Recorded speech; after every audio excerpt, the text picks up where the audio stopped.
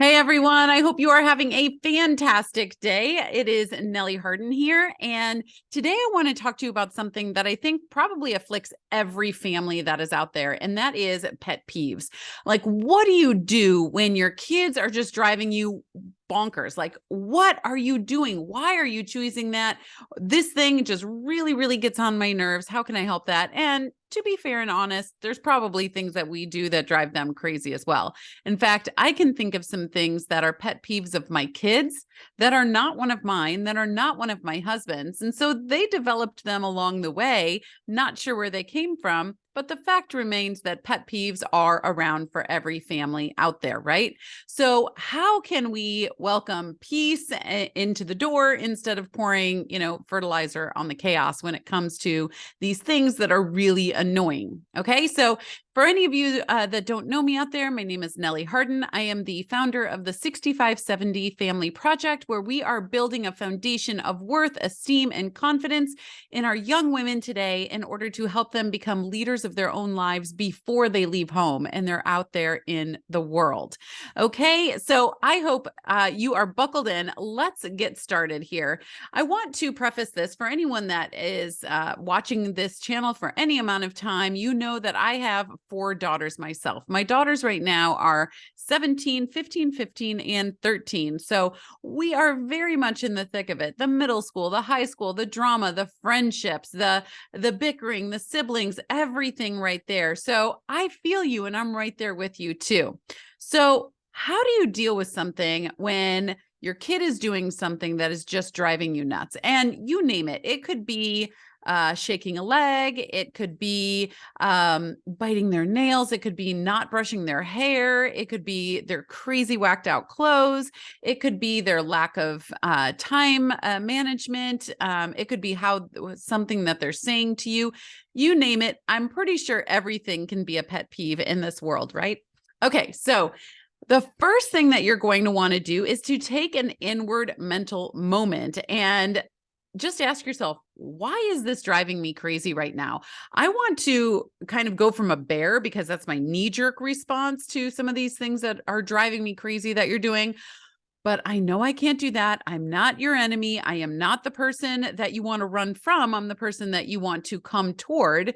And so I want to go from bear to bearable, right? And I'm being a bear, and I want to make this situation bearable and figure out what's really going on. And so one of the first questions to ask is, why is this actually driving me crazy? And many times we're in the throes of frustration or in the throes of annoyance that this doesn't even cross our mind. And that's why a system can be so very helpful. So why is this driving me crazy? Let me give you some examples. So a clean room, right? So as parents, we deal with our kids not having a clean room so often, right? And so you go in there and you're like, hey, I asked you to clean this yesterday and it's not clean today. How can you think that a clean room looks like cups and bowls and yogurt containers and 95 water bottles and, your entire closet on your floor, or what have you? Or, last week's clean laundry over in the corner on the floor, whatever that is. So yes, it is an obedience issue. Yes, it is a respect issue, right? But understanding, and we won't get too much into it in this talk here today because I have other talks that reach deeper. First of all, remember the work that we do at the 6570 is right at the cross section of biology. So understanding what's happening up here, understanding what's happening in here, especially for our young women.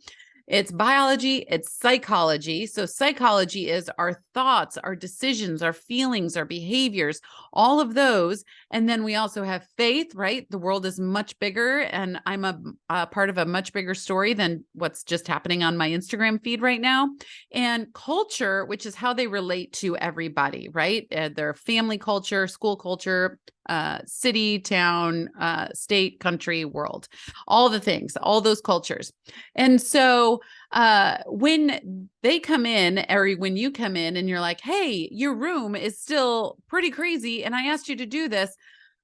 First of all, take a deep breath. Second of all, just close the door if you need to. Step back and say, why is this driving me crazy? Many, many times, more times than not, it's a control issue, right? Which I get it. You're the team leader. You're the parent. They're the child. But our goal is to help them come into a place that they see their room as, this is a little chaotic, and I actually want to step in and take care of it without anyone asking me. And if the harder you come at it, the harder they're going to resist it, right? And so when you have that end goal in mind, which is something that we always talk about in the 65-70, you need to know where you are, you need to know where you want to go so we can get there, right? So if you have the end goal in mind of, I want them to be able to take this responsibility on themselves, this isn't my responsibility, right? So I don't have to control this segment of my life. I'm trying to teach them how to keep it in control. I don't need to control it. Okay. So that is one for a clean room. What about shaking their leg, right? I have a kiddo that shakes their leg. My husband shakes his leg too. And so, they get up on the toes and the legs. All of a sudden you're at a table. Maybe it's a picnic table. So one person shakes, everybody shakes, or it's just something you see out of the corner of your eye. Whatever. That is a very common pet peeve for many, many people, is leg shaking. Ironically, it's also a comfort mechanism to many, many people, is to shake their leg. It's an energy release that they can do. Unfortunately, it comes to head with many people's annoyances too. But again, whenever your kid or your spouse or anyone, but especially within the family dynamic, whenever they're shaking their legs like that, looking beyond what is annoying and saying, why are they doing that? And if they can do that, or if that's the solution for them doing that, why? Is there a different solution? Can we talk about this? Can I be, open and honest? And we'll get to vulnerability in a few minutes, right? So even something as mundane and silly as shaking their leg, it doesn't need to just be this like, stop, oh my goodness, you're driving me crazy, I can't have you doing that. It can be just like a, why is this driving me crazy? Is it because I need stillness right now? Is it because my anxiety and stress levels are up right now? Why was it okay last week when they did this and we were all like happy-go-lucky and having a great time, but today, right now, it's not working for me? So your annoyances and your pet peeves, especially when it comes to your kids, who we have this innate sense of we can lord over, we can control, right? But take a step back and see what this annoyance is actually telling you for a second. Okay. And then on that same line is, what if your kid just has terrible time management skills, right? They're coming home, they're complaining all the way home. I have a test, I have this, I have that. Oh my goodness. And then they get home and they sit in front of the TV, right? And you're like, you just told me you have all of this stuff done. We were up until late last night, studying, you were studying for Spanish or whatever it is. And now you come home and this is what you're doing. So first of all, they might need to do that to have a mental break, and that is a-okay. And let's be honest, you understand a mental break too. And so if they're doing that for a mental break, that's okay. Just put some good boundaries around that. Say, all right, like, I totally get that you need a mental break right now. Why don't you take like 25 minutes? That's usually enough time for a 30-minute show, right? They're without commercials, they're 22 to 25 minutes. So take 25 minutes and then get to it. Okay. So you're seeing them and you're hearing them, you're understanding them, and you're giving them direction. Okay. And you're avoiding the really, pet peeve, frustration, yelling, power struggles that are going on. Okay. So I love in my biggest book that I go to is the Bible for wisdom, and Psalm 94:13 says, you may give him power to keep himself calm in the days of adversity. And that's what we're trying to do here. We are trying to equip them with this foundation of worth, esteem, and confidence so they can go off into the world equipped in order to do whatever they're uniquely assigned and designed to do, right? And they're going to have confidence doing it. They're going to value and appreciate themselves, and they're going to know their worth, okay? So it doesn't say that God is going to keep other people's offenses away from us. It just says that we'll be equipped in order to handle it. That goes for your kids, and that also goes for us, as hard as that is sometimes. I will be 100% transparent here and say that I am a queen of things annoying the pants off of me. I just, from a very early age, these pet peeves were put into me. It's anything small and repeated movements for me. No bueno. But I've been working on it, and it's really taught me a lot about myself as well, which is exactly why I'm bringing this to you today. Okay, so the first one, like we said, was ask, have that inward mental moment check right there, okay? Secondly, remember their brain chemistry and their brain physiology right now. Their brain develops from the back to the front. And even though your daughter might look like the spitting image of you when you were younger or what have you, she's still other, right? She's not an adult yet. She cannot fully understand, comprehend, have that full armory of critical thinking and discernment yet. She's still figuring it out as her brain is developing. So that's always something to very much keep in mind when we're talking about our kids. And we have more in-depth talk on brain talks in other episodes, but always something to keep in mind. And then third, is your vulnerability. Share with them why it's driving you crazy. And maybe you don't even know. And you're just like, listen, I don't know why you, bouncing on the ball over there is driving me crazy right now, but it really, really is. And I would appreciate it if you stop, please. I'm sorry. It's just driving me crazy right now. Open yourself up and be a little bit vulnerable and own your part of what is happening. It's not just they're bouncing on the ball, they're bad, right? Or they're driving you crazy and all of the ownership is in their park. Whenever we feel something, it's because we've invited that feeling in. And so we need to own that part as parents as well. Take a deep breath. Ask yourself why it's annoying you. You can't figure it out. Just let them know. And you can be vulnerable to that and say, hey, kiddo, I really love that you have this amount of energy. Here are 5 other ways that you can take it out. This one that you've chosen right now is just kind of driving me nuts right now. And I don't want to do or say anything that I regret and lose my cool, but we're headed there, right? And so you can just own your part of that. And then lastly is set up healthy boundaries, which is the answer to so many things in raising kids in the second half of childhood, first half too. But many times we forget about it in the second half, right? There were so many great boundaries or maybe too rigid of boundaries in the first half of childhood. And then second half, you're like, oh, I did that. I checked the box. But the second half of childhood is when boundaries really, really come into play.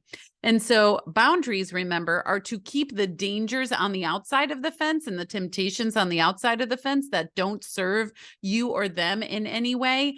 And they're also to keep the good on the inside of the fence. Okay. What does serve them? What does serve the family? What does serve their life and their future, etc. And working with them, second half of childhood is with them. Remember, doing that is going to serve them and build this foundation that we've been talking about. That's so, so imperative, right at the exact address. Last week's was all about that address. The exact address of faith, biology, psychology, faith, and culture. I always say it in a certain way. So when I say the other one, it throws me off. But anyway, that's it. That exact address and these 3 tiers, and then the tools in order to do that, which we go deep dive into in Take the Lead.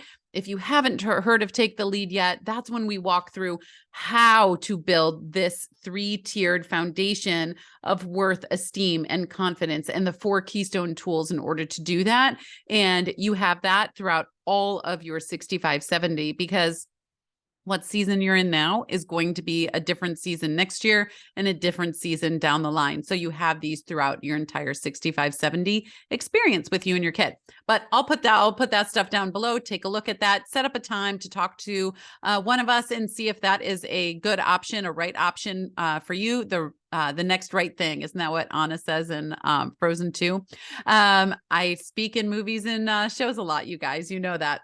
Okay, so when you're doing this and you've had this pet peeves and you're going through asking the internal questions, remembering their brain chemistry and physiology, vulnerability, setting up healthy boundaries, then we can have growth instead of throwing. I think my dog's at the door. That's why I look back there. Instead of throwing fertilizer on the chaos, right? So we can have a way for them to see how their behavior affects others. This is really important. This is a lesson that many don't have, is how does my behavior actually affect others? And they can be surprised sometimes to find that out.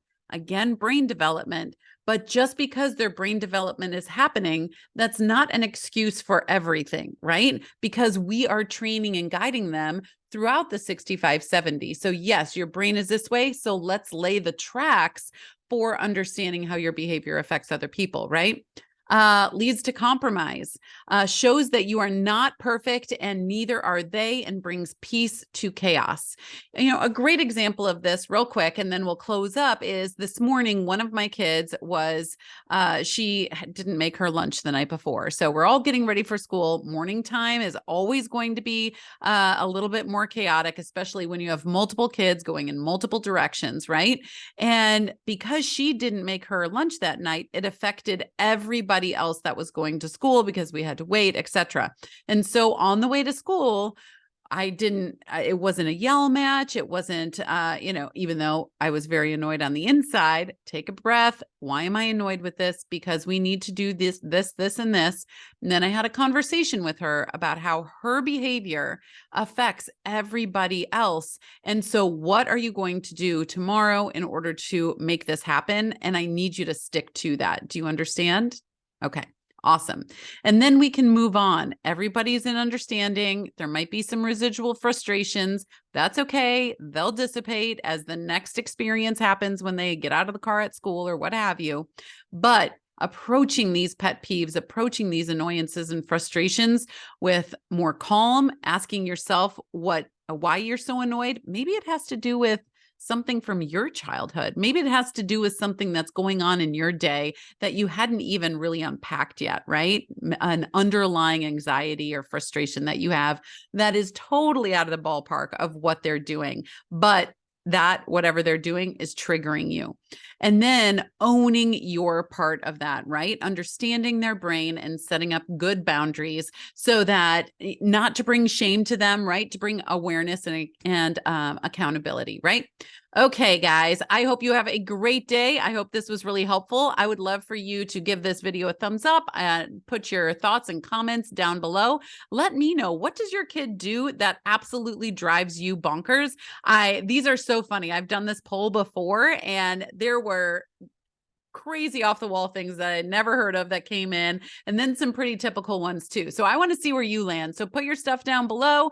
And if you're not already subscribed to this channel, be sure to. I come at you every week with live talks about how to build this foundation of worth, esteem, and confidence in your child every day. And check out Take the Lead in the link below. All right, guys, I will see you next time. All right, bye-bye.